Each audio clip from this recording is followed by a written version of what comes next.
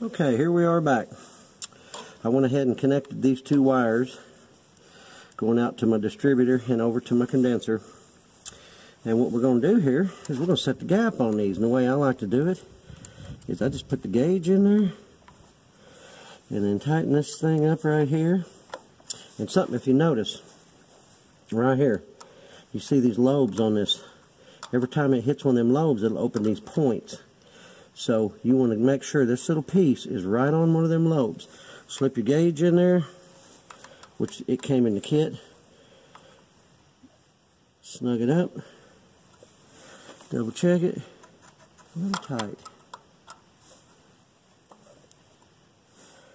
So give it just a little hole there. Perfect, I believe. Let's tighten this side up. Double check it. Perfect. For the part we've all been waiting for.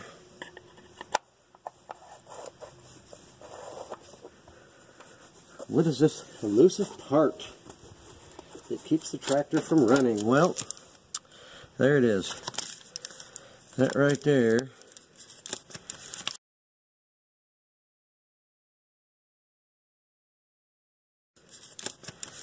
is the $2 part with the outrageous shipping and handling. So hopefully we can get this out of here without losing it. And what it does, there's a flat side on this. And why they didn't make the rotor button to fit, I'll never know. But this goes right down over that, just like that. And then we install our new rotor button. Put the new rotor button on there, which it has a flat spot right there in it.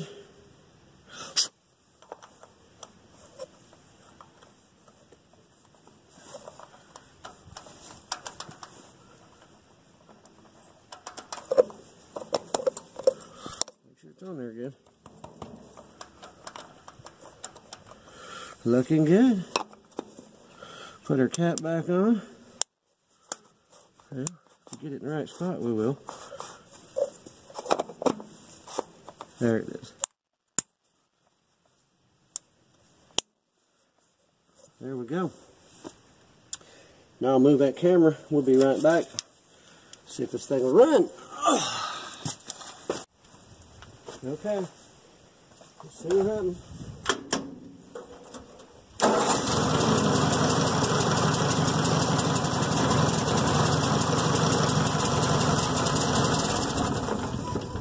Not much to it.